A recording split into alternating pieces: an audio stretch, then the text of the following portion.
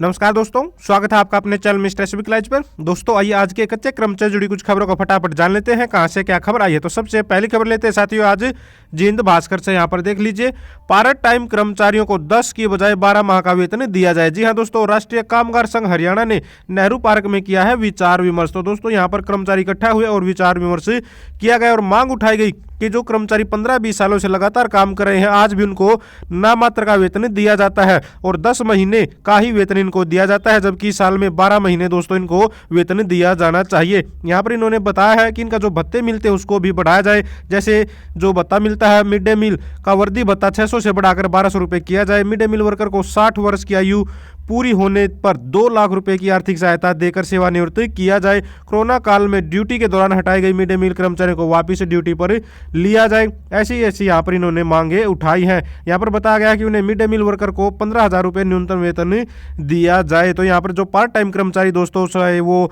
Mid day meal worker है या फिर स्कूलों में काम करे पार्ट टाइम कर्मचारी हैं, इस तरह के जो कर्मचारी सभी इकट्ठा यहाँ पर हुए थे। यहाँ पर आयुष विभाग के पार्ट टाइम कर्मचारी भी इसमें भाग ले रहे थे। आगे बढ़ते हैं साथियों, यमुनानगर से है। मिड डे मील मजदूर यूनियन 10 दिसंबर को डीसी ऑफिस के सामने करेगी प्रदर्शन। जी हाँ दोस्तों, मिड डे मील मजदूर यूनियन यहाँ पर अपनी मांगों को लेकर प्रदर्शन की तैयारी कर रही है। 10 दिसंबर को दोस्तों यहाँ पर प्रदर्शन किया जाएगा अपनी मांगों को लेकर, जिसमें मुख्य मांगे जो हमने अभी बताई आप लोगों को, मैक्सिमम वही जो है मुख्य मांगे होती हैं। 10 की बजाय 12 महीने का दोस्तों इनको वेतन दिया जाए, ऐसी यहाँ पर सबसे पहली मांग होती है। क्योंकि 2 महीने आदमी कहाँ जाएगा काम करने, अब पूरा साल अगर वहाँ पर काम कर रहा है दोस्तों, कर्मचारी काम कर रहा है, तो उनको पूरा साल दोस्तों वेतन चाहिए, हर महीने समय पर वेतन चाहिए होता है। तो आगे बढ़ते हैं, यहाँ पर खबर देख लीजिए।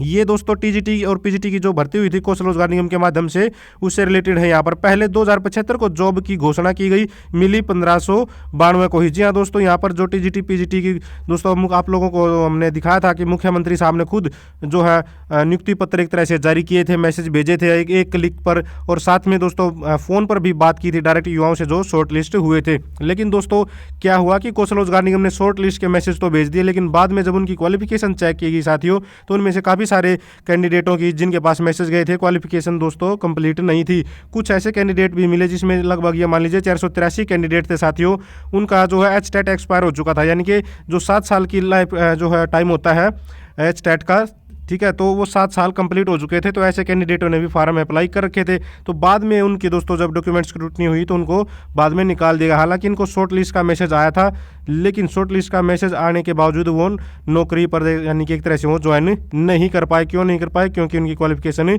वहाँ पर मिसमैच हो गई एक तरह से, ठीक है। यहाँ पर भी देख सकते हैं, यहाँ पर जो दोस्तों बहुत सारे युवा हैं वो परेशान है। भाई जो कौशल रोजगार निगम है उनका कहना है कि कौशल रोजगार निगम में कुछ भी पारदर्शिता नहीं है। भाई किसके कितने नंबर आए हैं, किस आधार पर आए हैं, जो डॉक्यूमेंट लगाए थे उनको किस तरह से जांचा गया। भाई जो क्राइटेरिया बना रखा है कौशल रोजगार निगम ने, उस क्राइटेरिया में जो भी डॉक्यूमेंट जिसने भरे उसी को सत्य मान लिया गया, लेकिन उसकी जांच नहीं की गई। तो इस वजह से यहाँ पर बहुत सारे ऐसे कैंडिडेट हैं जो मतलब एक तरह से हायर क्वालिफिकेशन रखते थे और उनका सिलेक्शन यहाँ पर नहीं हुआ। तो अब दोस्तों बहुत सारे कर्मचारी ये कैंडिडेट युवा हैं जो वो कौशल रोजगार निगम के खिलाफ हाई कोर्ट जाने की तैयारी कर रहे हैं। तो ये भर्ती दोस्तों काफ़ी विवादों में चल रही है टीजीटी और पीजीटी की। तो यहाँ पर देख लीजिए आगे, नगर पालिका व्यापार कर्मचारियों से समझौते के परिपत्र जारी करे सरकार। जी हाँ दोस्तों, भले ही दोस्तों सरकार कितने ही आश्वासन देती रही, लेकिन आश्वासन शायद ही कोई पूरा होता है। अक्सर यही देखने में आता है। जी हाँ साथियों, यही देखने में आता है।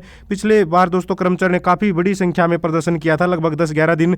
उसमें जब आश्वासन दिया गया था दोस्तों वही हड़ताल समाप्त कर दीजिए, आपकी मांगे मान ली जाएंगी, लेकिन आज तक कोई पत्र जारी नहीं किया गया, न ही वो मांगे मानी गई। तो कर्मचारी दोबारा से लामबंद हो रहे हैं अपनी मांगों को, उस मांगों को जो सहमति बनी थी उनको लागू करवाने के लिए। यहाँ पर भी देख सकते हैं, नगर पालिका कर्मचारी फायर कर्मचारी से जो समझौता हुआ उसको जल्द लागू करे सरकार। जी हाँ, 8 दिसंबर को नई दिल्ली के तालकटोरा जो स्टेडियम है दोस्तों, उसमें एक बार फिर से राष्ट्रीय कन्वेंशन इनकी होने जा रही है, जिसमें जिला और ब्लॉक के जो है पदाधिकारी भाग लेंगे। तो बहुत बड़े लेवल पर दोस्तों ये जो है राष्ट्रीय लेवल पर, ये मान लीजिए राष्ट्रीय लेवल पर ही ये जो है दोस्तों कन्वेंशन होने जा रही है।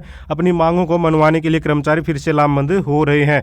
यहाँ पर देखिए आगे बढ़ते हैं, रतिया से मंडी मजदूरों ने बकाया मजदूरी को लेकर लंबा आंदोलन चलाने का निर्णय लिया। जी हाँ दोस्तों, यहाँ पर मंडी मजदूर लगातार अपना काम करते, लेकिन जब पैसे देने की बात आई तो दोस्तों इनके पैसे अटक गए। यहाँ पर लगभग 10 करोड़ रुपए इनकी मजदूरी दोस्तों पेंडिंग है। इसलिए कर्मचारी यहाँ पर नाराज है, परेशान है और यहाँ पर दोस्तों लामबंद हुए हैं। कई दिन से दोस्तों प्रदर्शन कर रहे हैं। इन्होंने यहाँ पर बताया हुआ कि सरकारी कार्यालय पर तालाबंदी कर यहाँ पर अलग अलग विभाग जैसे फूड सप्लाई है, मार्केट कमेटी कार्यालय है, वेयर हाउस विभाग है, अन्य विभागों के खिलाफ जोरदार नारेबाजी कर्मचारी यहाँ पर मजदूर कर रहे हैं। इतनी मेहनत से काम किया सीजन में इन्होंने, अब इनकी दोस्तों यहाँ पर दिहाड़ी मजदूरी नहीं दी जा रही है। 10 करोड़ कम नहीं होते वही किसी मजदूर के लिए, इतने सारे मजदूर हैं जो उनके 10 करोड़ रुपए पेंडिंग है, तो सरकार इनके लिए कुछ करे, ऐसा यहाँ पर इनकी मांग है, जिनके रुपए दिलवाए जाएं। इसके बाद आगे बढ़ते यहाँ पर सफाई कर्मचारी ने विरोध कर की नारेबाजी, गंदगी फैलने व बीमारियों का खतरा बनने पर म्यूनिसिपल कमेटी ने पुलिस बल के साथ साफ सफाई करवाई है। तो यहाँ पर जो कर्मचारी हैं दोस्तों, सफाई कर्मचारी विरोध कर रहे हैं और किस तरह से पुलिस के साय में यहाँ पर साफ सफाई करवाई जा रही है पक्के कर्मचारियों से। और लास्ट खबर देख लेते हैं, यहाँ पर पंजाब से है वैसे तो, लेकिन पंजाब कंपनी ने दोस्तों यहाँ पर पंजाब राज्य से है, कंपनी ने हड़पा 300 आरोग्य मित्रों का ईपीएफ। तो ये 300 आरोग्य मित्रों का ईपीएफ यहाँ पर हड़पने का बात एक तरह से सामने आ रही है, लेकिन कंपनी के अधिकारी क्या कहते हैं वो भी देख लेते हैं एक बार। पंजाब का काम संभाल रहे कंपनी के मैनेजर दिनेश कुंडू ने कहा कि आरोग्य मित्र सलाहकार के रूप में काम करते हैं।